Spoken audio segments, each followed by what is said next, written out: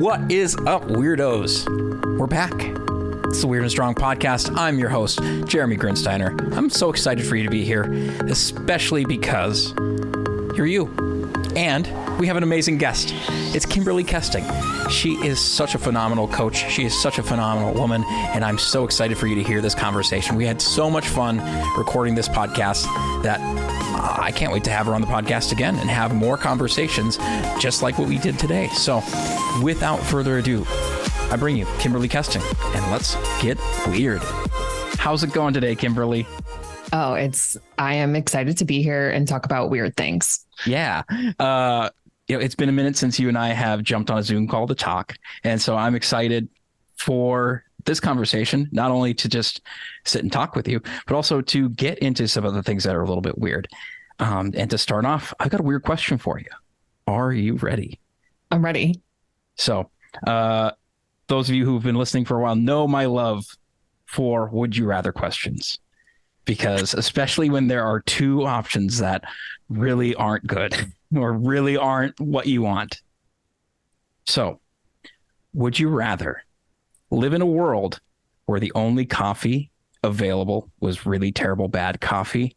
So like, oh my God, like church basement coffee that's been sitting on a burner for way too long. It's really weak. Or in a world where the only potable water was bottled tap water. Fuck. Is the bad coffee made with good water? I'll allow the good water on the coffee. Okay, then the bad coffee.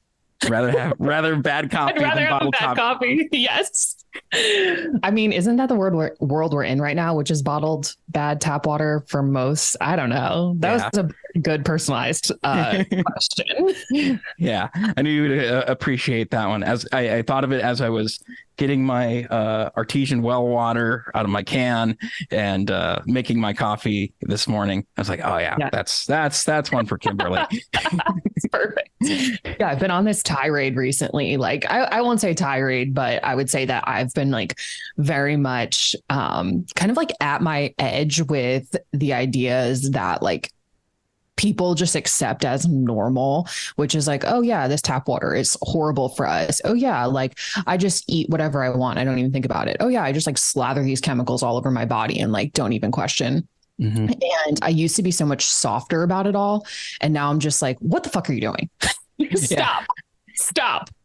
It was like we were talking before we hit record of like, once you start to see something, it's hard to go once you see in color, it's hard to go back to black and white. Yeah, exactly. And I really think like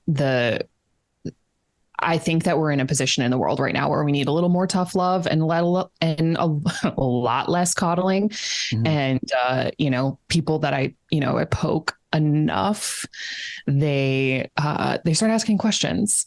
And those are my favorite. Like, then, questions is a good thing. Mm-hmm. Decisive, clear thoughts or just accepting something as it is.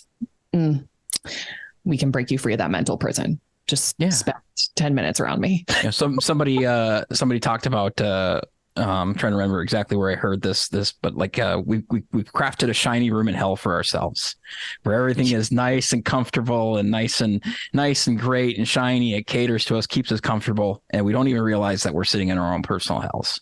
Yeah, I was literally listening to a podcast yesterday. I haven't finished it yet, called Convenience is Killing Us. That's the title of the episode. And it was on the Almost 30 podcast. I love those ladies.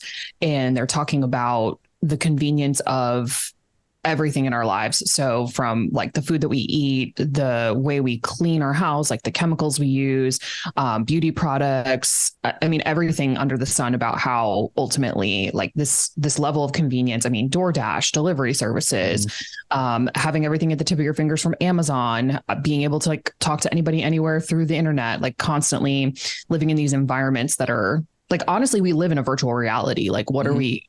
If we're honest, like we're on a Zoom call right now. You're not in front of me, but you're in front of me.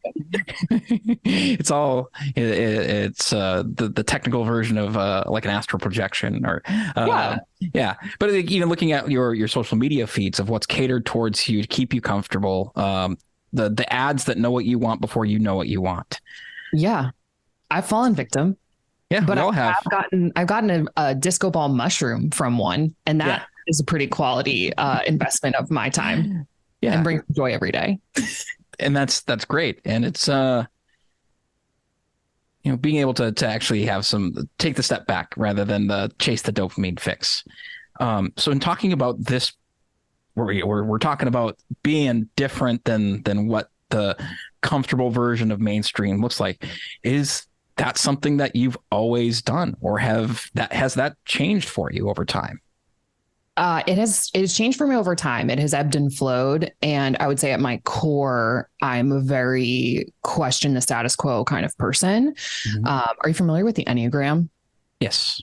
Okay. So I'm an Enneagram 8, which is the challenger, which mm-hmm. is like, and I love to use that I'm still learning about it, but ultimately, like, as soon as I heard the characteristics of an 8, I instantly was like, that is me. That has been me my whole life. Mm-hmm. And which is that, like, nothing, I never accept anything that anyone has told me as like an absolute fact or truth. I always kind of like Rubik's cube it in my head to see if it makes sense, or if does that feel true?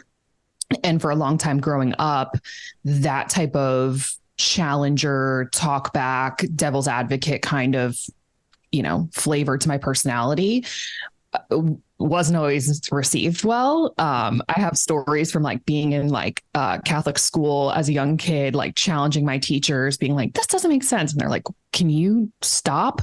Like, I'm just trying to do my job, kid. Yeah, exactly. Exactly. And like, they had never, it seemed like I'm an 8-year-old asking them a question they had never answered before, or that they had never really examined for themselves. So as long as I can remember, I've always been that person that's like, I don't know about this. And as I got older, that only got stronger. Mm-hmm. And then I would say that I also even though I even challenge myself, which is that I'm like, is that really true? Do I really believe that? Like, okay, I think that seems true, but like, what if I'm wrong?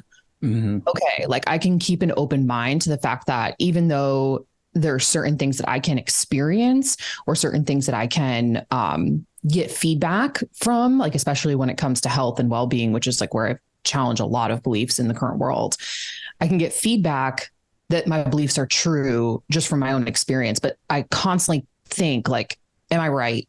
Like, is this still true? Is there more information? Like, I'm the exact opposite of like a closed decision. Mm-hmm. So what has that done for you on your, for you personally, and also for you as a coach? Like, how has that enhanced your experience as a human on this earth? It has led me to be a lot more free and enjoy my life significantly more. I sometimes I think that my life is unique, and other times I think that this is really how people should be living, and which is that, like, in control of my own time, in control of my own income, in control of everything that I choose everything. And that's really great. I love and enjoy that. And so coaching has been the lane of that, has allowed me to do a lot of that. And in the same context as being the person who constantly questions or considers, like, is this right? Being a guide for someone else, there's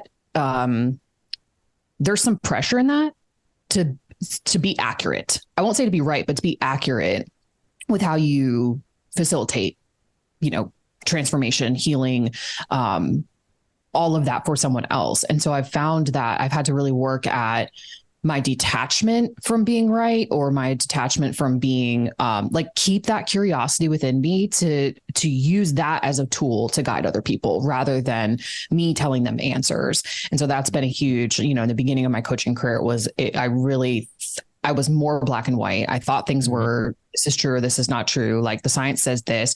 And then as I got further and further and further down the path, I realized actually, like, I don't need to have the answers for anybody. Mm-hmm. I can use techniques and tools to help them open their minds, ask the questions. And then the same way that I've evaluated within myself, like, does this feel true? Does this feel accurate? Is this how I want to live my life? And if yes, then yeah, you do it. I don't care if it matches with mine or not. It doesn't need to. We're all the independent creators of our reality. And so if you want to live your life, and it's the night and day different way that I like to live my life, and you're happy in it and you're thriving in it, then hell yeah, that's for you. And I love that. So that definitely, it is an interesting dichotomy to be in, and to realize like, okay, like I want to advise or I want to guide, but I also am not here to tell you what the answer is. So I'm hearing that using an approach that allows you and your clients to experience and experiment with the practices that you have, that sounds like science, like the scientific method right there. Yeah. Like we have a hypothesis, and so there's a interesting thought that I had over the past couple of weeks of like, you know, we hear a lot of, because I'm right there with you of like, I want to consume all the knowledge, all the science, and all the evidence that we currently have on X, Y, and Z to come to truth. And as time has gone on, it's like, well, that's just the observed truth in one instance. And we want to boil it down to a lack of nuance and create this soundbite level of truth, which really the research isn't doing anyways. There's a lot more nuance in that 20-page paper than what we can distill down anyways. So we can use it as a guiding principle and also help people find the truth for themselves in that. Has this approach allowed you to also change your mind over time? Like, oh, absolutely. Yeah. Facts. Yeah. Things I used to believe, I no longer believe, for plenty of ways. Yeah. I've changed my mind more times than I can count.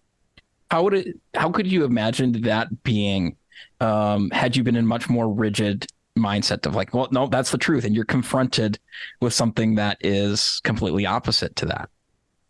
Well, let's take a look at how a lot of Americans operate. And I would imagine it extrapolates out to people all over the globe, at least in more developed countries anyway. That's what everybody is in, right? Like the structure, the matrix, however you want to call it, the psyop, whatever, the government, all of those words are synonymous to me. Mm-hmm. It is geared towards creating black and white thinking. It's geared towards left and right. It's geared towards right and wrong. It is binary. It is, the choice is, unless we're talking about genders, in which case then apparently you could have anything you want. Side note. So here's the thing, right? Which is that like the mainstream media and the main conversation that people are having when they're plugged in is very close-minded, is very left or right, black or white. And that has been inflamed dramatically over the last, I would say, 4 to 5 years. Mm-hmm. And specifically, you know, I think it got like exponentially inflamed through COVID, but I think that it was already on its way to being warmed up to be very inflamed. And I think it's probably always been that way as long as we've had like bipartisan politics. Mm-hmm. But the idea is like people are really like, they are not willing to listen to the other side. They're not willing to be curious about the other side. They're so convicted in what they believe that there is war. And there's no collaboration. There's no curiosity is another word. That word is like worth repeating. There's no open to listen. Mm-hmm. So we can look at this, like, I mean, from the context of the Enlifted method, like I love deconstructing this from that way because it makes perfect sense, which is that you're upregulated, you're stuck in a story, you're not breathing very well. And so your listening faculties, your ability to be receptive are already hijacked by your physiology. Now, add in a very highly contextualized, emotionalized example. And I think that for most people in that context, they're trying so hard to align themselves with a community or with other people who think like them. And rather than being comfortable and being the individual that says, hey, you know, like that sounds curious to me, but I'm not sure that feels accurate, or I'm not sure that's, that I fully believe that, or what about this? Or maybe, you know, they got this part really feels true and accurate, but this other part feels like interesting. Right. And people are so afraid of being canceled. They're so afraid of being censored. They're so afraid of being told they're a bigot or told that they're a racist or whatever the hell whatever the label is that people want to be slapped on. We're so fearful of being what is the word when you get like excommunicated? So like they're so afraid excluded. of being, excluded, all of that they're going to, that they are willing to accept beliefs or accept thought models or accept a story, big or small, to fit in and to be seen as on the right side of the issue.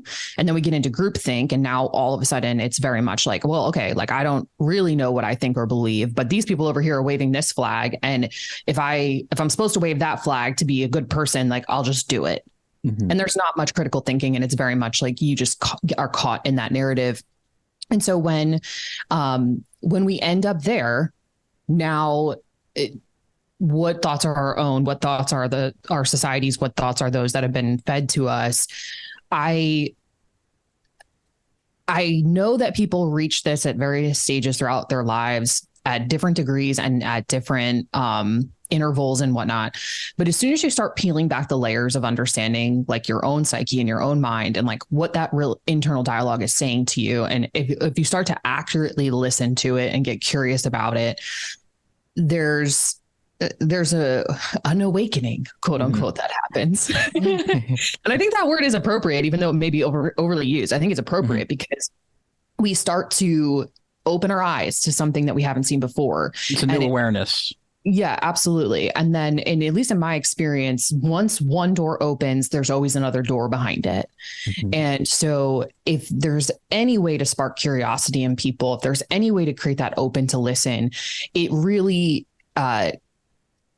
it will, and it can create some internal chaos because of they're confronted with the fact that what I used to believe is no longer true or was never true, or wow, I've built this whole like belief system on this one thing. And what are you telling me? And that's uncomfortable for the human psyche for sure. And it also is really healthy for it in my perspective, because it helps us expand our brain and our thought process.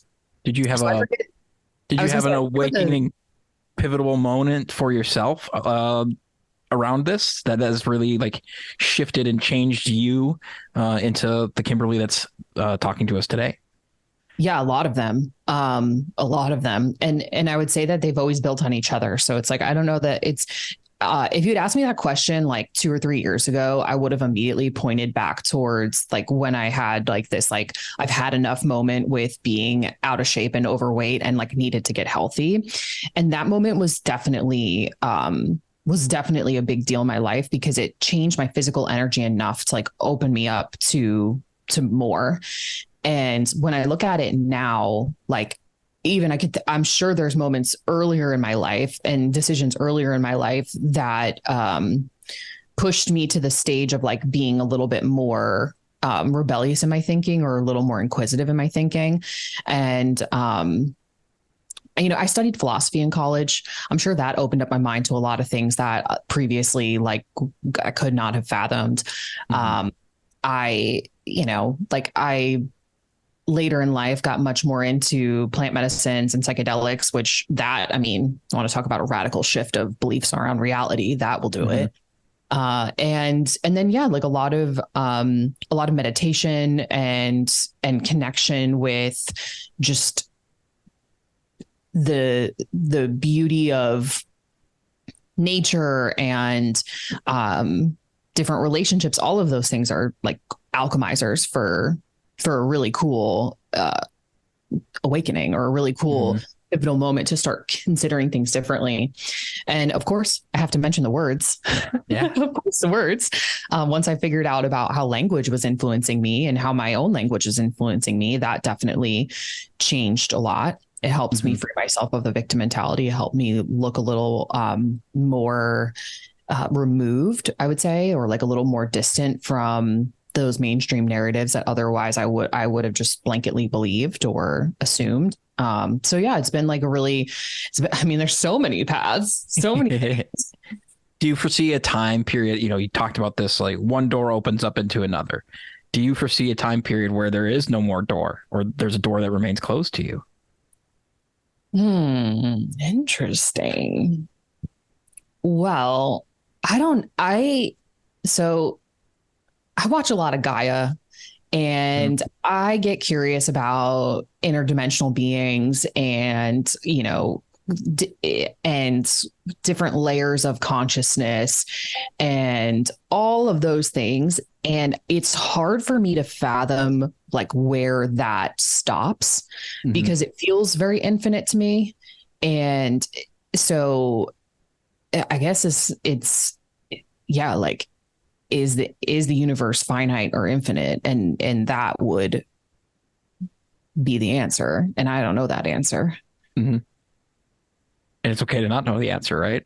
Yeah. To be honest, like this is the thing, like to ground me back into reality is what just like sometimes I have to often do because again, that like dreamer philosopher, like crazy thinking mind that I have, I have to I choose to ground myself back into the human existence and the human reality. I'm like, well, what's important to me right now? Is that important? Yes or no? And what I think serves me the most in life is knowing that there's always going to be another layer and there's always more curiosity. And I don't think we're ever going to figure it out. I don't think I have it figured out now. I don't think I'll have it figured out before I die. I think that there's like, it's just a constant learning and expanding. And the curiosity is always going to be there. Yeah. I think so. Absolutely. It's like, well, there's the question of, is the point to figure it out? Yeah.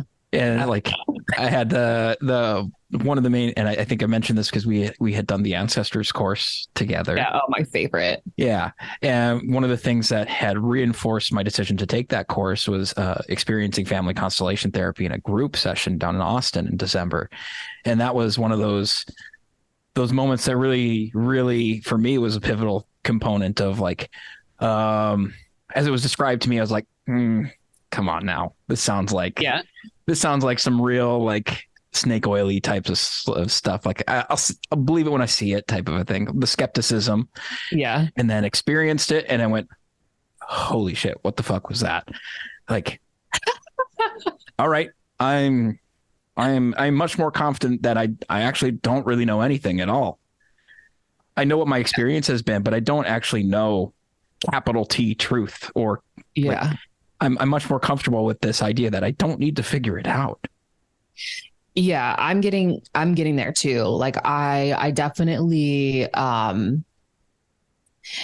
like I would say that my mind and intellect is very much around like solving problems. And there's also this like, and these are all, and I'm fully aware these are all stories, but this is also like how they've been accumulated over my life, which is that like, I really like to be right. Like that's something that I learned young, that it was like, I would fight to be right. Like I wanted to be right. I like being right.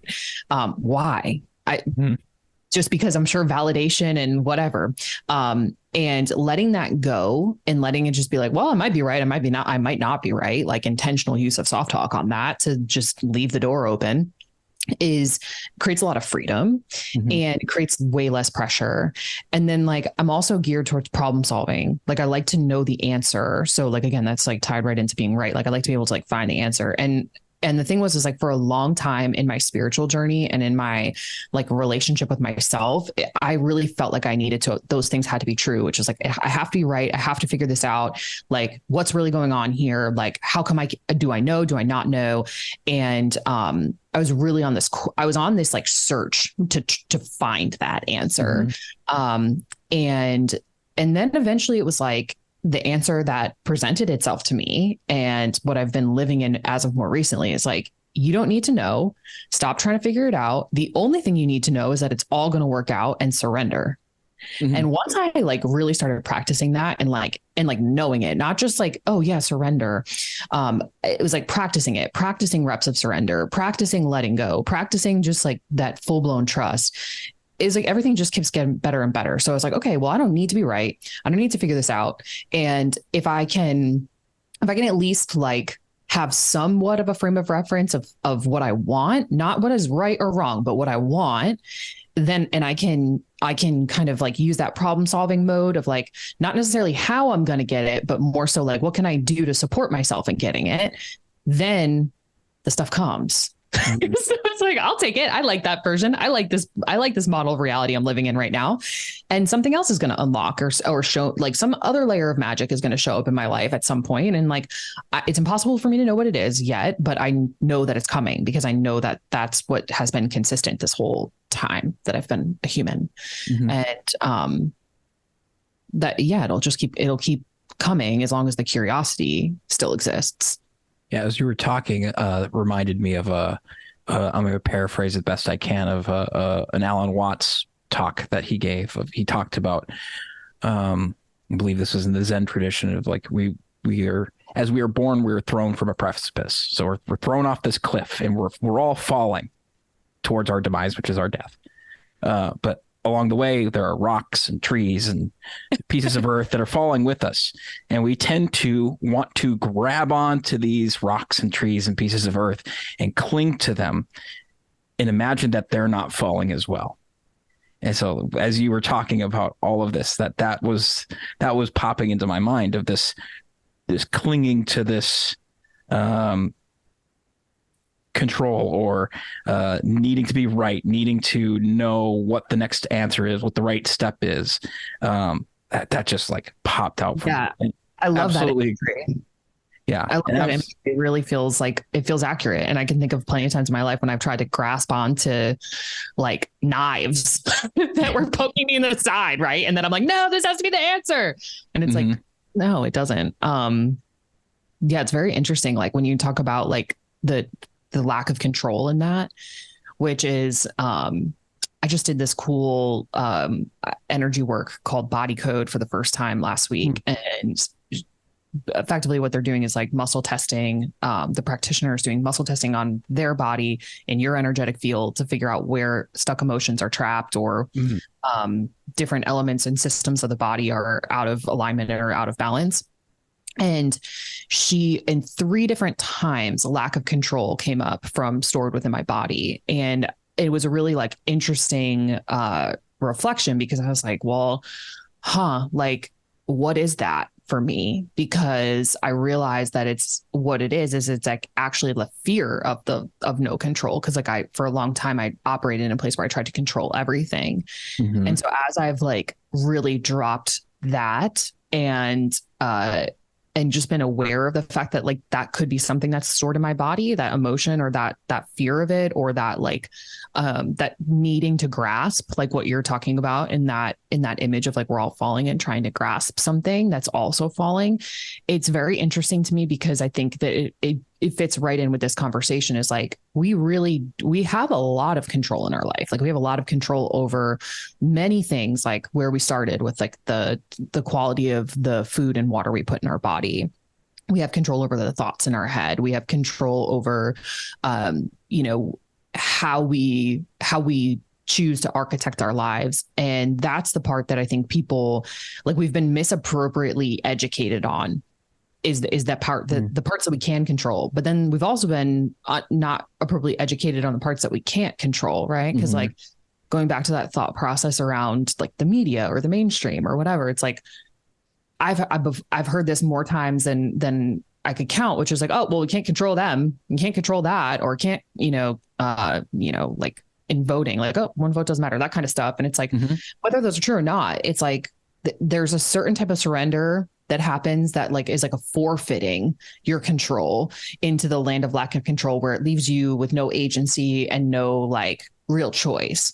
And that's like the negative side of lack of control. But then there's this beautiful, like awesome, positive side of lack of control, which is like, I'm just going to serve it up because I have no control over this and I'm going to hope for the best. And those are 2 totally different ways of experiencing that. So like the way that I've been playing in this land, in that land of like the lack of control, the surrender, is much more on the, I'm going to serve it up and see where the things, how they come back, and less of the try to grasp, less of the trying to, I was going to say control, but what I mean is less of the trying to force. Yeah.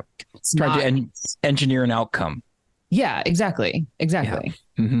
Yeah. I had Jeff Lester on, a couple months ago. And and we talked, as 2 folks that came out of the engineering space, we talked about that a lot of, when we come from this like ideals, or like especially where we're educated in like a structured way of like science, technology, maths, things like that, where we're thinking in that problem solving space a lot, or we get really comfortable in that problem solving space. It's part and parcel to that mindset of, okay, well, now I have to figure out what I can control, what I like. I always have to maximize what I can control and minimize what I can't control, because let's say you're a civil engineer, the consequences of messing up as a civil engineer because you didn't consider all of those variables are high. And so as we looking at our various educations and the avenues that we have, of like being aware of those things, of like, that's okay in my role as an engineer or my role as X, Y, and Z. And can I separate that from who I actually am?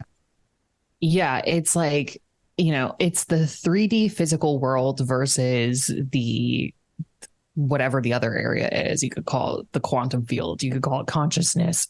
You could call it the internal realm, like however you want to call it. The 3D physical world, even that doesn't operate exactly as we've been told it does. Like there's starting to be evidence to show that some of the things that we've accepted as true for a long time are not as true as we thought, or maybe they were true then, now they're different because the world is changing and shifting, and like the vibration and the frequency is shifting, whatever. I don't know. I mean, there was a certain point where all we had was Newtonian physics, and then Einstein came along and shattered all of that. And then, quantum theory comes around that. And we've been living in some of those rules now. And so it's like, what is our next level of understanding? Like, it may not have actually even changed. It's just our perception of it, or our awareness around what's actually happening has changed. Yeah. I was listening to, I'm still not all the way done with it, Eric Weinstein on Modern Wisdom with Chris Williamson. I'm listening to that same exact episode this week, and I haven't finished it. I'm on like the last 40 minutes. I'm at the exact same point. Honestly, it's taken me like 3 days to chunk this thing down, but he starts talking about how pissed he is about people not challenging physics. Yes. Did you get to the part about where he's talking about pinch to zoom? Yes. And the layering aspect that blew my mind. Yeah. And at the same time, I was like, he's so right. I don't need to know the math behind it. I don't need to be the physicist to figure this out, but what he's saying right there is true. And again, that goes back to the idea of like, what do we accept? What are we curious about? It's like, no, if it exists in these things, our phones, our tablets, our computers, it exists in this field too. Like that, to me, it just seems like it's everywhere. It's nothing. Like it exists or it doesn't. It can't be isolated into a device. It has to also exist in this, whatever this thing is. Yeah. Well, being able to we look at so many ways of how to create a virtual reality within the device, but the reality is that we're either mimicking what we already have, or we're trying to play within those rules and experiment within those rules and see what new things we can come up with. And we also very often, because a lot of this gets used for like entertainment purposes or productivity purposes, we start to shut that off of that's not even possible for the real world. It's like it's compartmentalized thinking. Yeah. And that was actually, I was just doing a presentation with a group of designers at the company I'm contracting for just yesterday of like methods that we can use to like suss out what do we actually have to do to build something in a device that actually provides the most amount of value without the most amount of like text. How do we maximize that? How do we come to something as simple as a gesture of pinch to zoom that everybody can understand? And once everybody, like, because it's so intuitive that everybody understands it, you don't have to explain it ever. Somebody just figures it out. And so I was like, well, how would, if we have, let's say we're building a banking app, how would you do it in the real world? If you wanted to check your balance, what are the steps you would take? Okay. Can we write out those steps? How does that influence how I would design this? Is there a different way? Yeah. It's like this conversation is so interesting to me for a lot of reasons. One, because it's just fun to talk like this and to like, stretch the mind again. But it's also like, it opens up the possibilities of where we are not always thinking. It creates the opportunity to see a different lens, to see a different story, to see a different possibility. And I always like to tie things back to the words and to the influence of language from a perspective of like, this is really, it's super tangible. And which is that like, we can change our perspective.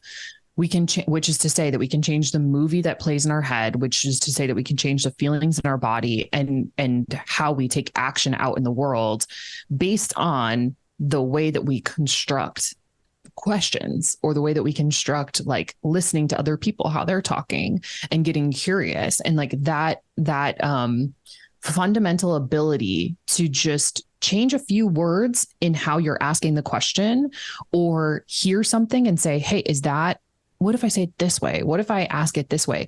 You open up to new possibilities. You open up to new perspectives. And this is a lot of that, like where the great thinkers that are coming through right now, what they're doing is they're challenging and opening up new perspectives and different ways of thinking. Mm-hmm. And what the challenge is in that is because of the way in which people are censored, because of the way in which people are cast out, because of the way that there is a fight and a grasp to the structures of society that we've always known, which by the way, we have not always known them. They're all relatively new. This is not like a infallible system. It's actually like a brand new baby and it doesn't know what the hell it's doing. So the thing is like, it's remembering that context for people, like being able to get curious in that way is a fun mental exercise. And I used to do this type of thinking and it would create fear in me,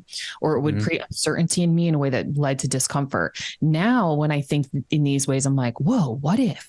Wow, that would be really cool. What if I could just pinch to zoom in my life and all of a sudden I end up in Barcelona? Like, yeah, I want that. That's awesome. Yeah. And to stitch something that you talked about earlier and this conversation of this wonderful podcast that we're referencing, which highly recommend for everybody to listen, in talking about something that's really missing from, Eric Weinstein's talking about this from a physics perspective, that people aren't curious anymore. They're not doing physics. They're controlled. They're constructing their own playgrounds, and they're constructing their own rule sets and playing only within those rule sets. That's like a perfect encapsulation of what we're talking about for other people, is that we're crafting, or we're buying into whatever narratives, like we're buying wholesale an identity off the shelf, and this is who I am. And we're lacking the curiosity of anything around that, of what if there is something completely outside of my understanding of this? Yeah. And keeping that curiosity going. And then to think about like how we are bombarded with so many different perspectives, and we have so many different thought processes like at the tip of our fingers, and the ability in the way that things are very much censored. There's also the wild west of things that are really not censored, right? So it's like difficult for people to discern truth, what's accurate or what's true, based on what they consume on the internet. Yeah. And so like we have this like really interesting, I think super exciting and super freeing point in our human society where if you do this right, you can create your entire own set of rules for life, because you can take what you love from people who are, teaching and leading and showing you these perspectives, and you can really make everything your own if you dare to do it. Now, the thing is that is, again, that can be really uncomfortable. You can be confronted with a lot of stories around the structures and infrastructure of society, how things work. And there are certain things that, like, this is something I've been questioning in a lot of different ways. Is like, like our banking structure and systems, like how does this all really work? Because the thing is like, we have a really accepted view around how money and transactions and our credit cards and our investments and everything work, but it's all fake. Mm-hmm. It's all fake. Well, here's a question for you around that of, have you ever been to like the Middle East or an Asian market? I've been to Asian markets. to tell you the price, what do? Did you just pay it? Oh, you haggle, you barter. Yeah. And that's in Western societies, North America, Europe, things like that, it's accepted that the price is the price, pay the price. Yeah. And it's like, no, there's the expectation of we're supposed to come to a mutual understanding of what the thing is worth. It's not just what I say it is. Yeah, that's a really interesting perspective. Yeah, it's also like, I mean, I get curious from so many different ways because like it's, I surround myself with people who also have rebellious thought processes and models of living. And currently a handful of friends are down this path of like creating, I don't know how I would say it because I'm not as deep into it as them. I'm just like observing their experience, which is like creating financial sovereignty in a sense. And like is maybe how I would put it. And I'm not talking like crypto like that. I mean, yeah, like use cryptocurrencies if you want. But they're playing a different game within the credit system and ways in which they're challenging. And what it's doing is challenging my beliefs around how money really works. I'm not like adding any like true or like any efficacy to this. I'm just saying that this is what it's doing for me is like, they're talking about being able to take out significant lines of credit and then discharge them, or the fact that your social security number is actually a credit card and that all debt is not actually, that it's all fraud. Every aspect of debt is fraud. And I'm like, and they're studying laws and language and about how and why that is actually true in the legal system. And how then they're taking action and trying this within the structures of like the big banks. And I don't know. I mean, for their sake, I hope it works. I hope they're getting free money. I hope that it all is cool. And if it is happening, then I want them to teach me and I want to learn the same thing.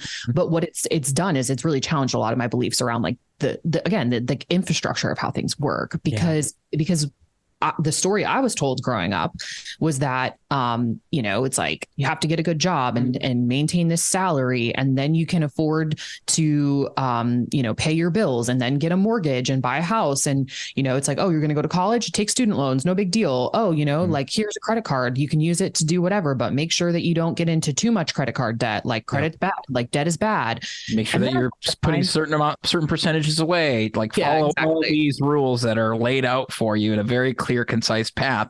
Like this is the right way to do it. Exactly. And then what I find out come later in life is that the wealthy all leverage debt. And that they all like the way that they get wealthy is from taking on debt, and that debt is a good thing in that context. And that actually like, this whole idea of like, not to get too off here, but like you'll own nothing and be happy. Okay. Klaus, here's the deal. Actually, the wealthy do own nothing. They have everything in trusts. Okay. Yes. So there's like this whole conversation of like, where I'm like, this is really interesting to me that this is also, if you're an astrology person, this is also really backed up in what's happening in the astrology right now, which is we're moving into the age of Aquarius, and all of the infrastructure and all of the systems and the values of like how society has been functioning are being challenged and being broken down in places where they're failing or not. They're no longer working because of innovation, because people are finding out like, how can this be done better? And to me, like, that's and I bring it back to what I think I started to say, which is like, to me, this is really exciting. Because it means that you have the opportunity to get on the early adopters side of the things that are going to take, or the new systems that are going to work. And I don't think they're going to be centralized. I think they're going to be decentralized. And I think that people are going to have the opportunity to create whatever the hell life they want. And there will be options for you to opt out if you are curious and interested enough to do so, and if you're willing to put in the work to do so. And if you want to just stay in with the, the gangsters that run the banks and the government and all of that, like, fine, go ahead. You can stay in the system, but there's going to be ways, there already are ways, people are already doing this, where you can be separate and you can be a free person, and to whatever degree you choose, right? Because like, I don't personally, I mean, I'm not sure that I want to go down the path of like literally, it's totally self-sustaining and completely like, I don't think I want to unplug fully, because I find a lot of value in the convenience. I find a lot of value in the community and the tribe and like the infrastructure of the way that the world works. But I also like, there's plenty of ways in which I could just be like, no, not that, not this, not that, like, Yeah. and use my discernment to find my unique version of what feels the most free or feels the best. Yeah. And so I think that people who are, who find this to be really concerning, or they're, the negative side of it, where it's like, oh my God, this is so scary, everything's going to go to shit. It's, well, I don't know. Maybe it will if you keep thinking that. But I see it as a really fun possibility to create from. And it may include struggle or challenge. It may include difficulty. It may include, it will likely, because that's how it all works. But yeah. So there's a couple. It's all good. And I'm on a very, very similar path of the financial aspect being an awakening of its own, of like, I right there with you, of like the beliefs of this, of, money stories from my past, of what my parents went through and the struggles that they had. And I was like, well, okay, I can't do it that way, or I have to do it this way. And this, that, and the other. And then I start looking at it, start learning, start reading, and start realizing that, wait a minute. It's not that there are different rules for the wealthy. It's just that they're playing a different game. Exactly. It's like we're playing the game exactly as we were told to play it. We're playing all within the rules. When has playing by the rules ever gotten you? Like, when? No, don't play by the rules. Yeah. And it's like, well, okay, well, how about you just make your own rules or make your own game? Yeah. Yeah. I mean, it's like really interesting. I want to touch on what you're talking about with like the inherited money stories, because this is like something that I'm really, I am observing in myself currently, which is that like I recognize that the way that you nailed it when you're like, well, I can't do it the way they did it because that created pain, struggle, lack, scarcity, whatever. Right. But I also, so I want to do it better. Right. Mm-hmm. But that's pretty true for anybody, even if they came from a wealthy family. There's always some aspect of like pressure to do it better, or pressure to out earn your parents, or out invest, like something to do more. Right. And what I think is really interesting about at least how I experienced money growing up, and how I think most of the people around me experienced money growing up, was that it was this like, it was the thing that ruled everything. It was like, if you had the money, then you could do the stuff. If you didn't have the money, you couldn't do the stuff. And somehow money was always like the indicator of happiness, or the indicator of like what was success. And that's something that like, I just no longer believe that story. I have been able to shed that pretty significantly, which is that like, my happiness is not dictated by my money. My money can enhance my happiness, because it can afford me experiences, or I can use it to to buy better quality food, or I can use it to go on trips and travel and connect with people. I can use it to invest in coaching programs. I can use it as a tool, but I no longer believe that it like controls my happiness or my joy. And that's confronting, because it's like, it comes back to this thing we're trying to grasp. Like, the bank account is like, people automatically make it mean something about them. Like, if it's up or it's down, it's meant to be fluid and fluctuating. It's meant to have that shift and exchange that happens. And when I look at my life and I think about I've held so many different money stories and so many different approaches. And right now I would say that I'm the most like free of them that I've been, to a point where now I'm starting to question, like, could I get more financial education to get more gamified on this, to like optimize even more, which I'm sure the answer is yes. Because I want more money. So, I got to give it opportunities to flow to me and then work for me. And so much of the feeling of like being caught in that, like, the programming from our childhood of like, the time that we couldn't do this because dad says, well, we don't have the money, or the time that you, maybe it was opposite. Maybe you had a lot of money and like, you never saw your parents. And so you always feel abandoned. You're just like, I'm always with this nanny, and I'm always like at camp, and I'm always doing I'm at dance class, and I just hate this. Like, I just want to be home with mom and dad, like whatever because it can happen either way. It's just it's all fascinating to me. It's like, everything is a story. Everything is a story. It's what story you're going to choose. Yeah. And that's the part where I think it puts you back into the driver's seat of saying, hey, this is a story I choose. And then also not being attached to that story, because that story could be for today. It could be for the next 6 months. It could be for the next 6 years, or it could be literally like, poof, I have new information and actually I can't accept that story anymore. Mm-hmm.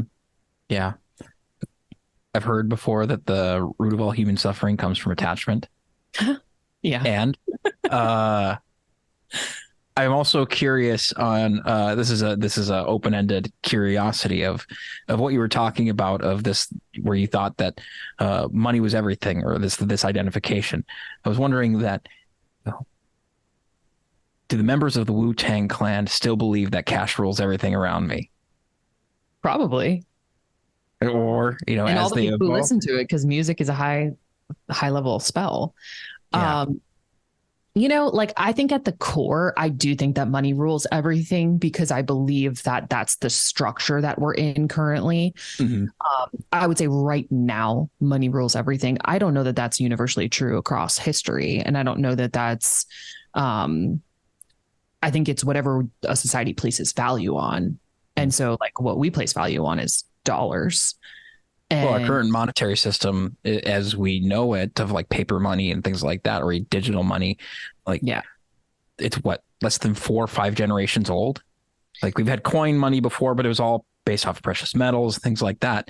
Like, it's only very recently that this thing exists. And to your point earlier of like what we think are these long-standing institutions, our human minds are so easy to forget what has come before us. Like, yeah. Throwing it back to the discussions of physics and things like that, the inventor of calculus was an alchemist.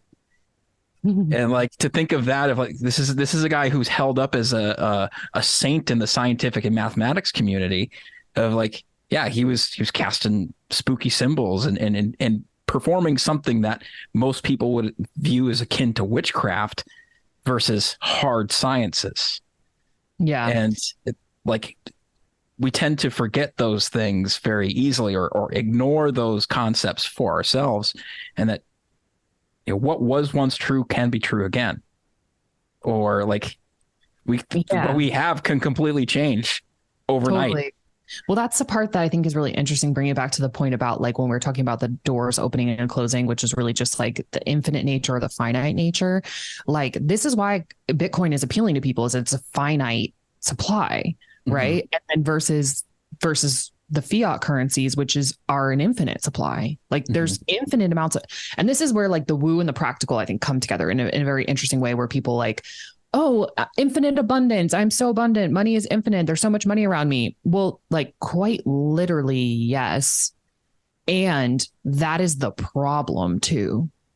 So when you understand that, in the way, like, when you understand that the infinite supply of money is good for you in certain ways, and is also hindering you in certain ways, and is devaluing what the dollar is, the fiat currencies. To me, I think that's where, like, in general, we are conditioned to operate in a very specific environment and playground when it comes to how we exist in the world. And money is a critical, it's our game piece. Like, it's like it's like literally, quite literally, like, okay, this is one of the game pieces of like how I make this thing work for me. And we over emotionalize it so much, like so much. And then at the same time, it's like, well, yeah, I do want more of it. And yeah, I do want to play more turns with it. And I do want to like make my game more exciting and fun with it. And I do need a certain amount of it to survive, right? Because we can't just opt out completely, because I don't know anybody I'm sure there's somebody somewhere who has become completely self-sustaining and has built whatever they need, and maybe they've done it through a system of barter, or maybe they've, there had to have been some exchange. I'm sure there's people in the developing world who don't use money for anything. Yeah. Yes. I'm sure that. But their experience is very different. Like, to Eric Weinstein's point in that same podcast, he's like, you can only, if you want to maintain a modern lifestyle, you can only like frontiersman your way so far for so long before that breaks, or the effort is too high to maintain. And it's also you can do whatever you want. Humans have survived for how long without money? Right. How many hundreds of thousands of years? That's a really yes. And it's like, I think about this because I think about that. So like immediately where my brain went was again to like resources of food, water, and beauty products, because like these are highly commercialized things. Like these are industries, right? The food industry, right? Bottled water, it's part of that industry. Then you get into beauty products and things like that is billions and billions and billions and billions of dollars. So, and we've been fed the story that we need those things in order to be happy, healthy, and survive. When in reality, like when we strip away a lot of that stuff is when we feel better, and we are more connected to nature, and we're more connected to our primal nature. And it's like, I've found, I mean, this is like totally off, but I'm going to bring it full circle, which is like, I found that the less products that I use, the less manufactured things that I buy, the less, overly processed foods, the better I feel, and the more vibrant I am, and the more energized I am, and the more that I'm like really connected to my humanness, the better I feel. Right. So when we can look at humans separate from money and separate from this system and realize like where we've been, where we are being, I don't know what the right word is, but like where we are being the pawn in the game about getting us driven towards or moved into. Yeah. Like getting us to move our money into places that actually do not serve us. Then how does that impact how you're playing your game, or how you're experiencing the world, and I do think that this modern world, again, that convenience is killing us. That type of those conversations, I'm glad they're being had, because people are noticing and seeing like, wow, actually we can get by with a lot less. And actually there's a simpler way to do this. There's a more natural way to do this, whatever it is, like, will the world even focusing on what is actually useful for me. Yeah. Like, is the knickknack going to actually complete my life? Or is this something that just gives me a rush of dopamine in the moment? Yeah. Is finding something that is a little higher quality, does that make me feel better? And I can operate with enough of that, of a high quality thing, versus a year's supply of something that's a lesser quality. Yeah. Like I had this really funny circumstance that's very related to this, just happened a couple of days ago. So I was getting towards the end of my day, and I was like, well, I don't have any fruit in the house. I'd like to have, I should have some apples just on hand for like snacks and things like that. And I was like, oh, okay. Doing like a little laundry list or grocery list of things that I could grab. The stores, it's like 4 blocks away. I can get there very quickly, grab what I need. I can walk there. I could bike there. I could drive there, whatever. Like, okay, I'll go there and grab some apples, and maybe I'll grab a couple of other things that some staples that are running a little bit low. And I'm thinking about it. And I was like, what are you doing? You're going to the store to go buy apples. There is an apple tree 100 feet behind me that is overloaded with apples right now that haven't been picked. And yet I'm here in this mindset of a consumer of like, that I'm going to go buy some apples, which I have more apples on a tree than I can even eat. I did the exact same thing, only it was figs. So I bought figs for like $8 in the local grocer that I love. And then yesterday I was out on my walk, and there's a community garden that's literally like maybe a 10-minute walk from my house. And there's 3 massive fig trees that like, I was like, why did I do that? Yeah, they're right there. They're right here. They're literally right here. And they're meant to be picked by the community. Like this is, so it was very, I relate. Yeah. But it's like there's something driven within us that is like that's the place where I go get food consumed by, like, rather than go find it, go gather it. I'm saying everybody needs to go become a forager, but like I do find that there is some value in that, of being connected with some food. There is something, it hits different of pulling that apple or that fig off the tree and eating it versus going and getting it and not knowing how many miles that apple has traveled to get to you. Yeah. Yeah, it's very interesting too. Like I noticed in the local grocer that there were local apples, local Honeycrisp organic apples that were $2.49 a pound. And then there were these other apples that were also organic Honeycrisp apples that were $5.49 a pound. And I'm like, well, where the heck did those come from? And it's like, I don't remember exactly. It might have, I don't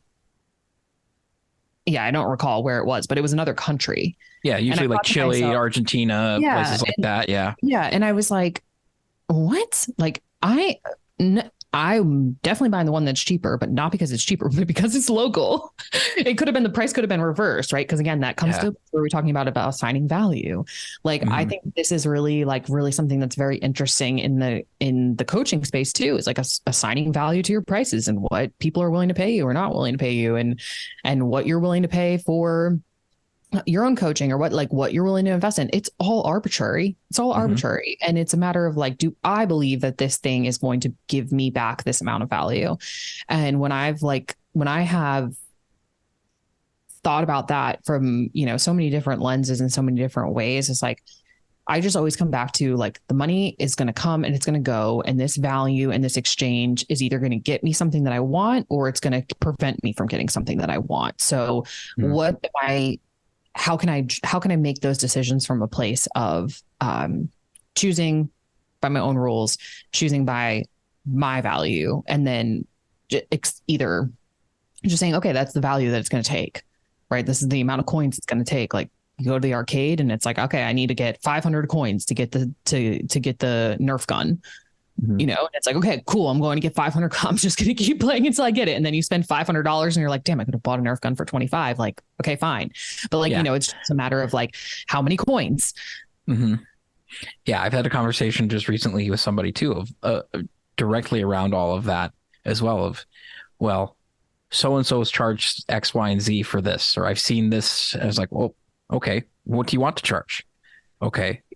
Let's add more money to it. What would change about what value you would give if it was, you want $200 an hour. What if it was $400 an hour? What kind of an experience would you give for $400 an hour?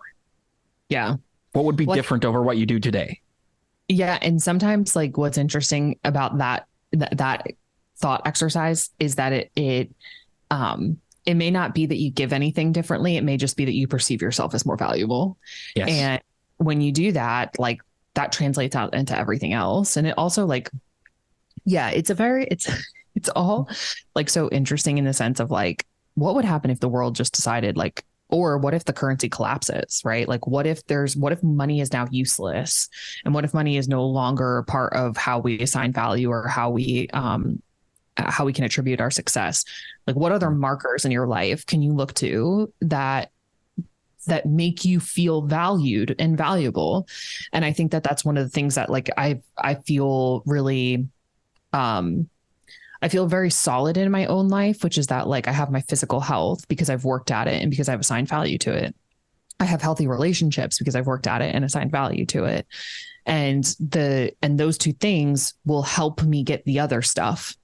It's like, and so the ability to like look around and see that there's not, cause like, there's like, I don't know who says this exactly, but I've heard it so many times that I can count. It's like, there's three things people really care about: health, wealth, and relationships. And when wealth is no longer part of the picture, like, do you have your health? And do you know how to maintain your health? And do you have the relationships and the human bonds and connection that you want and need? And if money disappears, like, or if money becomes a big challenge for you in your life, or if money becomes excessive in your life, like, how are you going to, like, any of the extremes is how's that going to impact the other two? And rather than making money be the like fulcrum in that lever there, it's like, let's just actually use the other two to drive to make money valuable and less valuable at the same time. It's like less of a focus. And yeah, I forget how we even got all the way down here to money, but I love this conversation. I saw something very recently that was, a great reinforcement for myself of how I'm living and pulling things forward. But the retirement age in the US is 67 for like drawing Social Security and things like that. the average life expectancy for men is 78. So we're really going to, like, from that perspective of I'm going to ignore my physical health. And I know there's an episode of the Enlifted podcast where you guys were talking about this topic in particular of I'm going to put all my focus into increasing the wealth bucket and ignore the health and the relationship buckets, because I'll tend to those when I'm retired and I no longer have to worry about the wealth bucket. Yeah. You want to know a secret? I feel like I'm retired.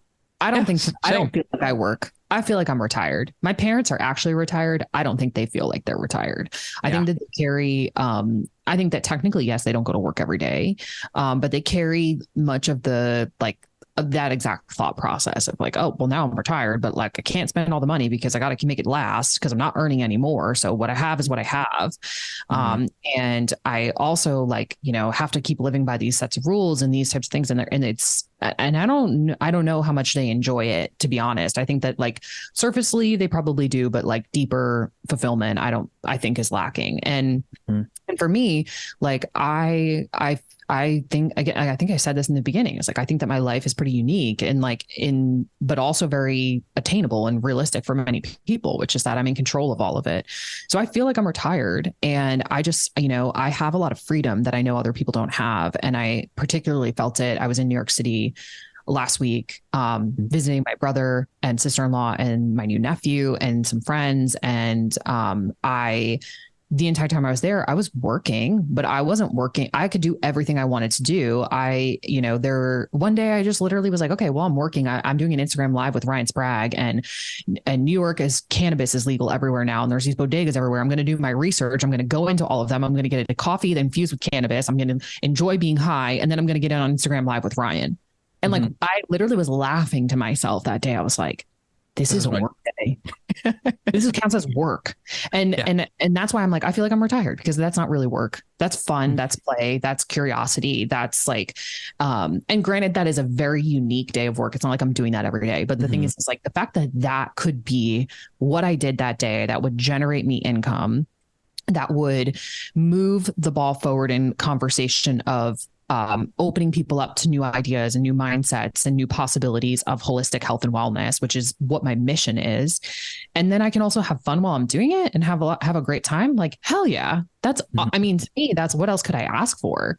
You know, it's like, and my only question is, how do I keep this going? Like, how do I make sure I can keep this going and I can stay this, like, excited about it and committed to it and passionate about it. And to just keep myself, like, high on my own life. And not actually high with cannabis, but just just my life, the magic life, which will include some cannabis, because, you know, it's like, why deny ourselves? There's been a very interesting experience that I've had in, like, local networking groups. You show up to these things, and many times there's a certain type that shows up to these that are looking for leads. A lot of them are financial planners, financial assistants, things like that. And every time I would see a presentation, it's like, well, you have to decide what you want to do when you're retired. Like, what is your dream? What do you actually want to do that you're not doing right now? And I've been in some of those meetings with people who are on a similar wavelength, and we just look at each other and we go, oh, why don't you just do that now? Yeah. Yeah.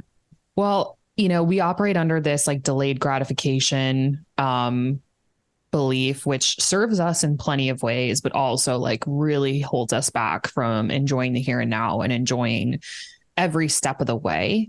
And I think that, to go back to the conversation we were having about, is the point to figure it out or not? No, the point is to be on the ride. The point is to enjoy the whole process.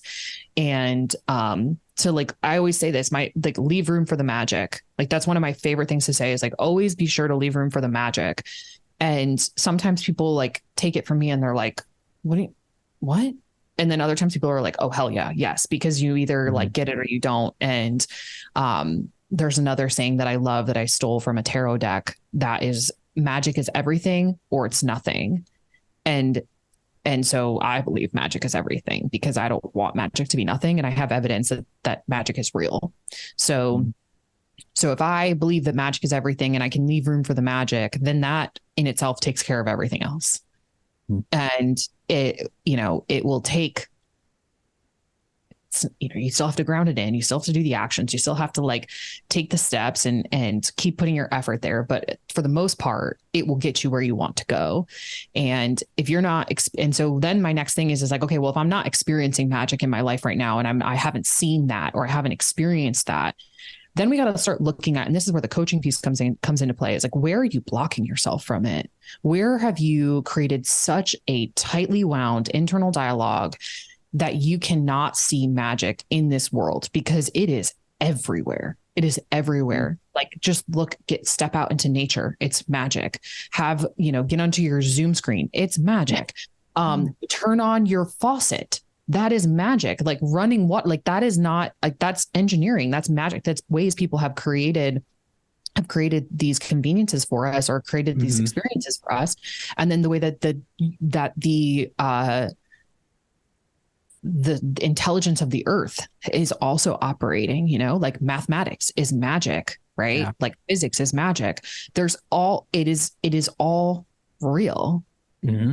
And if you are so tightly wound into a victim mentality that you cannot see that, then the first thing we have to do is like help you be able to find some magic in your life. Because as soon as you find that spark, the wonder, the awe, the ability to just like be like, oh, wow, this is beautiful. And wow, that's really cool. And wow, look at these possibilities.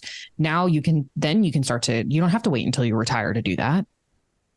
Like what? Like, yeah. No, thank you. That's perfect. I feel like that's a perfect bookend to our conversation as well. Yeah. Magic is there whether you believe it or not, and it's up to you to see it. So yeah, thank you so much. Thank you so much for being here, Kimberly. It was great to have you on. I listened to the Enlifted podcast quite frequently, so I felt like I was listening to an episode of it, and I had to like shake myself out from time to time, be like, oh no, this is my episode. This is my podcast. I love that. I was thinking right before getting on here too, where like, one, thank you for having me, and two, like I like to tell this to people because I feel I don't really say it enough, which is like, I love podcasting so much, but I particularly love being a guest on podcasts because it allows me the freedom to speak in ways that like are with no agenda. Yeah. Right. Because like when I'm hosting my show, like I have a point that I'm trying to make, or I have like questions that I want to ask, or I want to be able to like I want to pull a story out of somebody to highlight them and feature them. And it reminds me when I'm on the other side of the mic, like, I'm like, oh, wow, this is such a special experience. It's really fun. It's really fulfilling. And like, thanks for making the weird conversations like normal, because they are. Yeah, exactly. As we close out, what would you like to promote? How can people get a hold of you? What are you bringing into the world that is weird and strong? Check us out on the Get Enlifted podcast. That for sure is the best way to get more of what we're doing. And I will say, like, a lot of the foundations of language, words, story, breath, the Enlifted method, mindset coaching, the ability to like free your mind and architect that really comes down to, we simplify it all the way down to the words. And so if you've been listening, awesome. Thank you. I love you. Thank you for being part of the journey. If you're just going to start listening and this sounds curious to you, start at the Enlifted Essentials, which are these mini episodes that break down the thought processes around the language, and that will give you a lot more context for the other episodes. And so there's something for everybody on that show. And I am looking forward to continue to grow it and shape it, and to have even more like conversations like this on there too. And to be able to really get people thinking outside the box and then thinking for themselves, because to me, that's where freedom really comes from. And that's where the joy can happen. And so check it out. Go listen to it. If you love it, awesome. Thank you. And then there'll be more info on any of those episodes. There'll be more info on how you can get in touch with us if you are curious about the Enlifted method. And then if you want to reach out to me personally, find me on Instagram at Kimberly.Kesting, where you'll see me posting about tap water and coffee. I'm looking forward to a new post about that, about the question. So I love it. I love it. Thank you, Jeremy. So much. So fun. Yes, likewise. Thank you. Until next time, folks, as always, stay strong. And most importantly, stay weird.